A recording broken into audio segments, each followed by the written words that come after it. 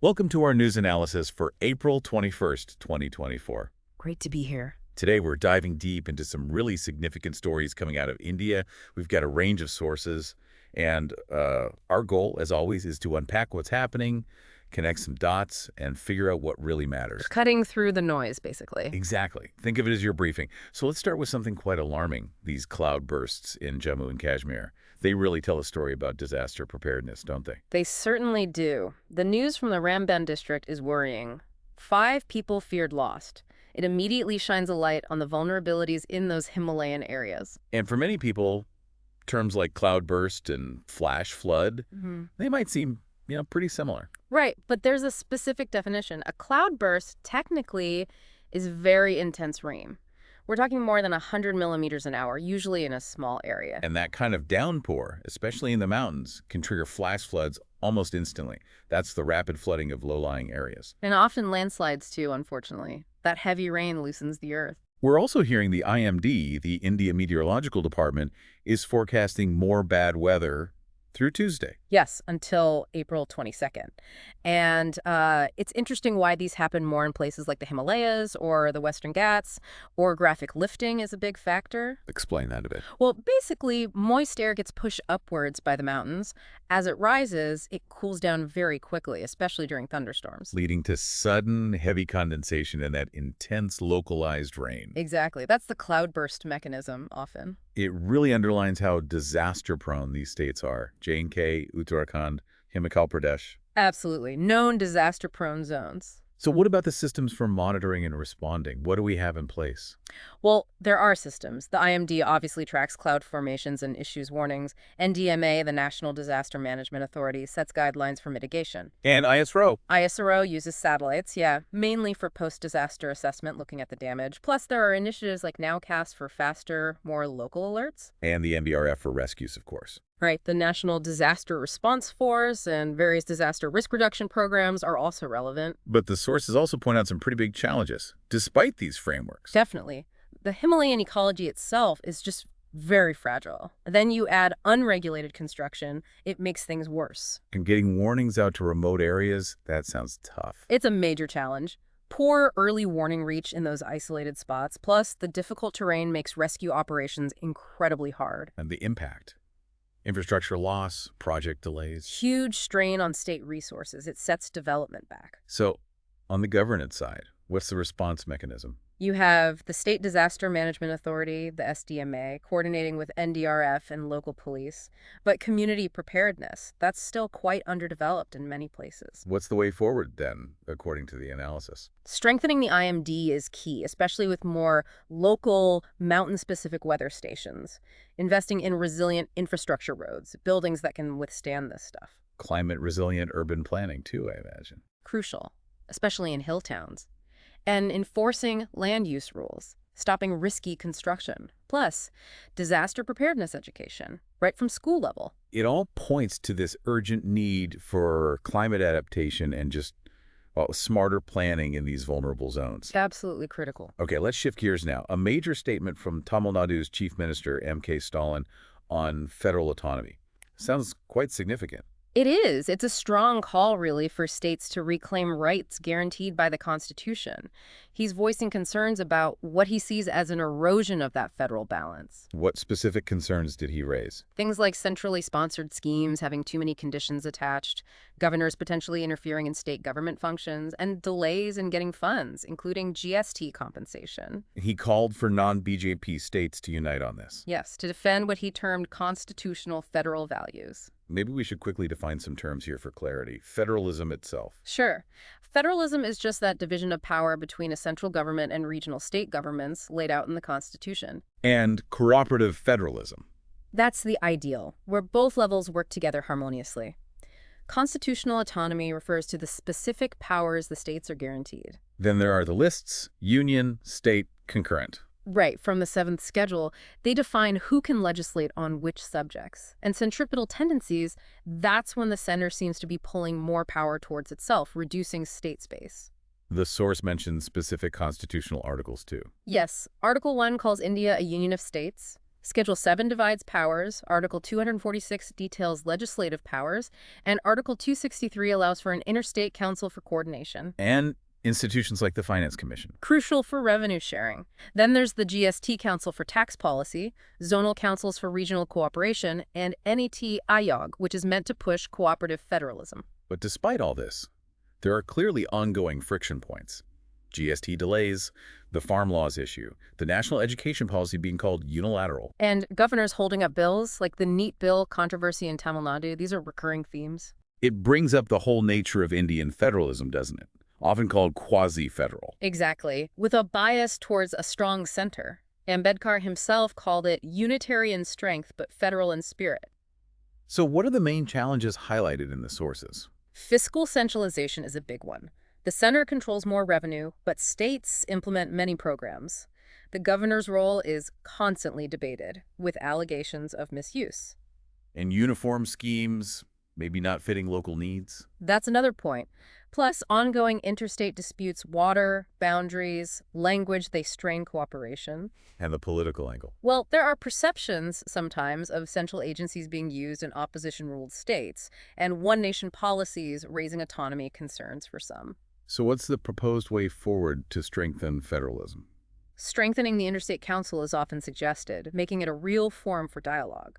Timely fund devolution without conditions. Clarifying the governor's role seems critical, too. Absolutely. Clearer roles and accountability.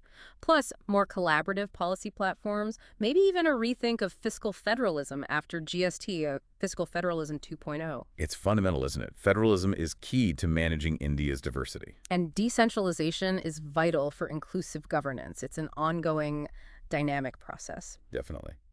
Okay, let's move to the international stage. The visit of U.S. Vice President J.D. Vance to India. First VP visit in 12 years, that signals something.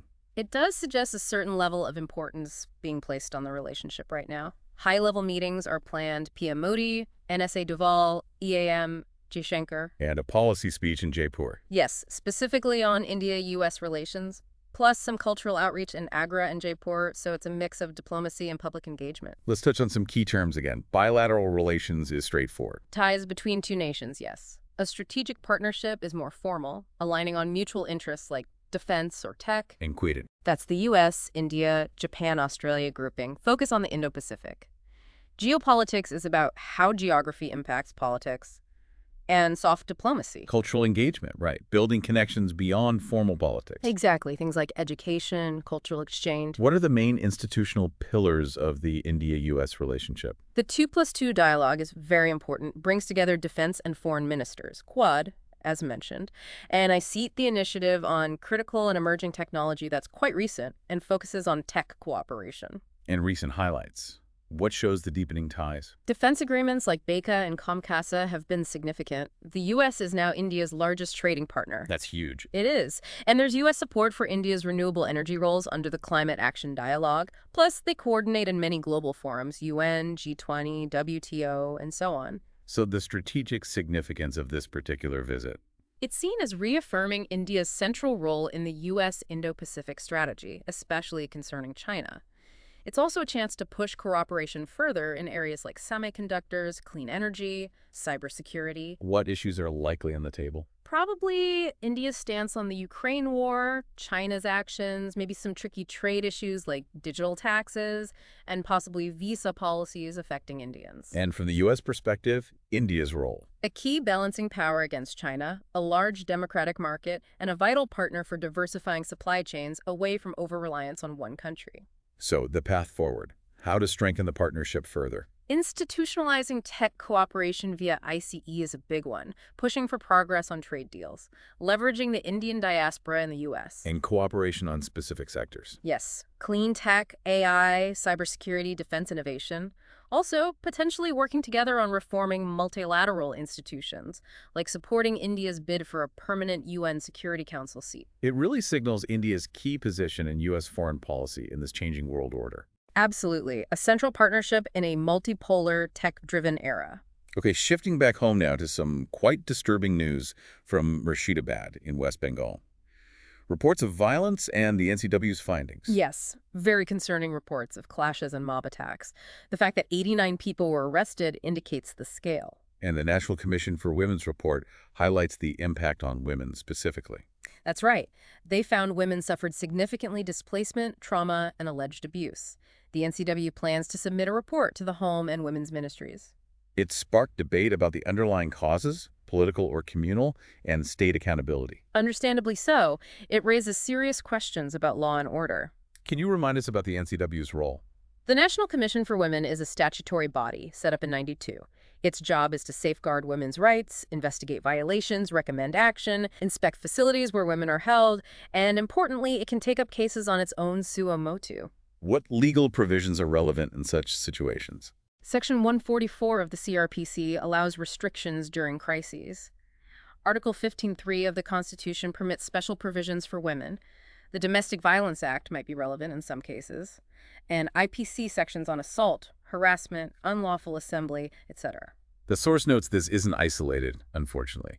Thinking about Manipur, the Delhi riots, Hathras, there's often a disproportionate impact on women in violence. It's a grim pattern. Women often face double jeopardy in conflicts, physical and sexual violence, risk, displacement, loss of livelihood, and the trauma is frequently underreported.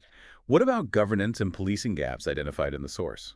Potential delays in police response are mentioned, sometimes a lack of gender-sensitized forces, which affects how they handle cases involving women. Also, inadequate psychosocial support for victims afterwards, and issues with accountability. So what needs to happen? What are the suggested ways forward? A time-bound, independent investigation is crucial.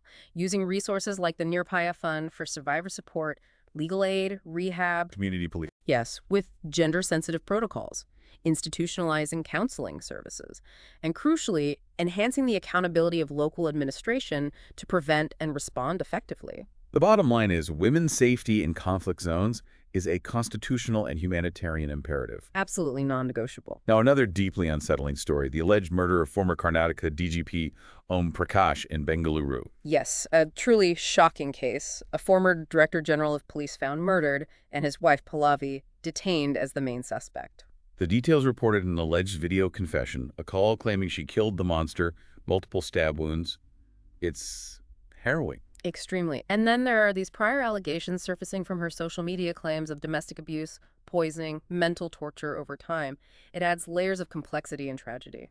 It really brings up the difficult intersection of mental health, criminal law, and domestic abuse, even in seemingly powerful families. It does. Legally, you have Section 84 of the IPC regarding unsoundness of mind as a defense.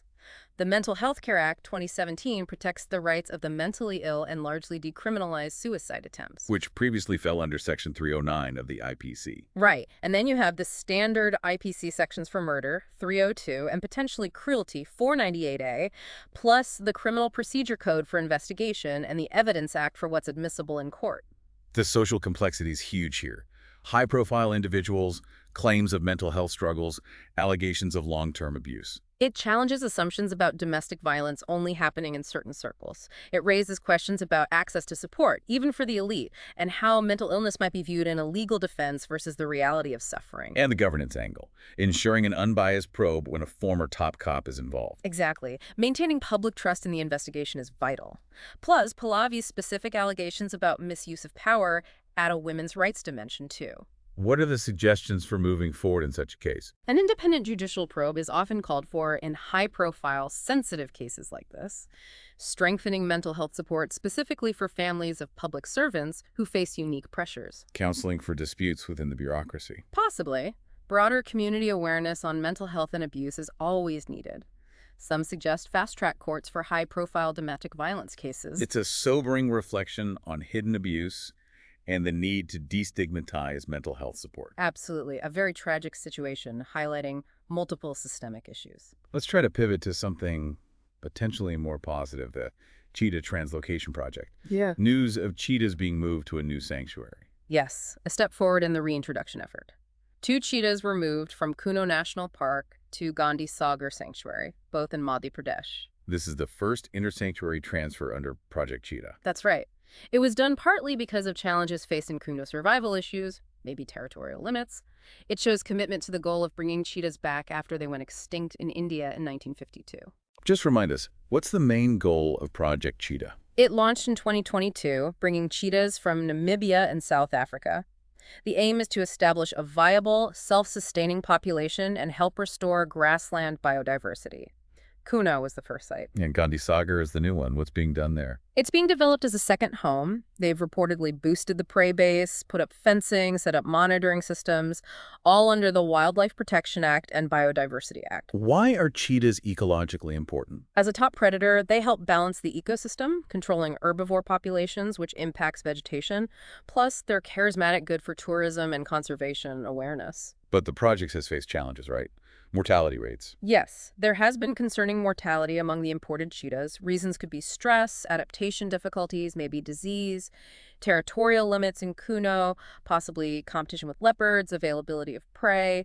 These were also factors. Despite the hurdles, what's the bigger picture significance? It gives India's conservation efforts high global visibility. It's good for soft power, wildlife diplomacy, and potentially boosts ecotourism, helping local economies. The source even connects it to agriculture. In terms of managing potential human-wildlife conflict as cheetahs spread, grassland management, which affects both wildlife and livestock, and ensuring enough fodder for prey animals. So what's needed for long-term success? Multiple sanctuaries seem key to avoid putting all eggs in one basket. Increasing prey density, ensuring water sources. Community engagement is vital, involving locals, having compensation mechanisms for livestock loss. And continued monitoring. Definitely. Yeah. Radio collars, drones, and promoting responsible ecotourism. It's about ecological balance and coexistence. Okay, let's circle back to the Himalayas for our final points. Continued bad weather forecast there. Unfortunately, yes. The IMD predicts more heavy rain, potential cloudbursts, even snow in the western Himalayas, J&K, Himachal, Uttarakhand.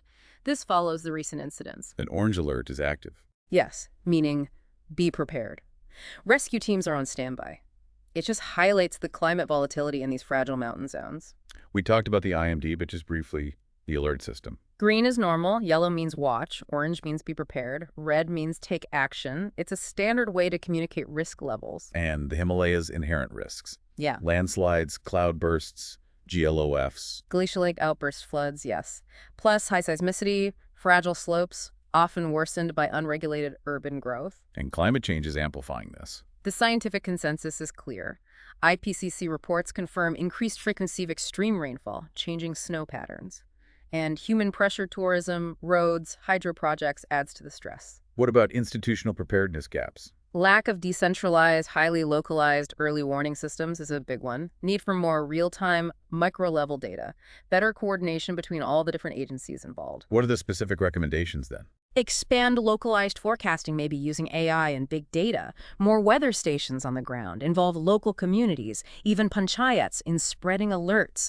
Disaster education in schools. And investing in green infrastructure. Yes, solutions that work with nature to reduce risk. The main point is IMD alerts need to trigger real, timely, local action. Which brings us to the overarching theme. The stark climate vulnerability of the Himalayas exposed by all this. Exactly. The recent J&K events are just the latest tragic example. We've seen similar patterns in Himachal, Uttarakhand, Arunachal. It's a region increasingly on the front line of climate impacts. Let's quickly define climate vulnerability again here. It's the region's susceptibility to harm from climate change, like extreme weather, combined with its limited ability to cope and adapt. Flash floods, landslides are key hazards here. Tools like landslide hazard zonation mapping help assess risk. And the IPCC provides the global context. Right. The goal is building disaster resilience, the capacity to handle these shocks. What makes the Himalayas so uniquely vulnerable? It's a combination of factors.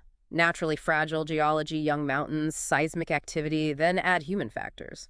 Rapid, often unplanned development weakening slopes. And climate change acting as a threat, multiplier more intense rain, faster snowmelt increasing flood risks, plus often inadequate local preparedness. India does have a disaster management framework, though. Yes, NDMA guidelines focus on early warning, eco-sensitive construction, community involvement. India is part of the global Sendai framework, too. Schemes like the Flood Management Program exist. PM Gati Shakti aims for resilient infrastructure planning. But the science points to worsening risks. Yes, IPCC confirms the Himalayas are warming faster than the global average. Glacier retreat is increasing flood risks downstream. Unsustainable tourism adds pressure. So the urgent way forward. Detailed micro-level hazard mapping, like LHC, applying Build Back Better principles after disasters, using nature-based solutions like afforestation, stricter rules in eco-sensitive zones, and serious investment in climate-resilient infrastructure. We really need to see the Himalayas as critical, climate-sensitive zones, requiring urgent protection and planning. Couldn't agree more. It's vital for the environment and the people living there. So wrapping this up, several big themes emerged today.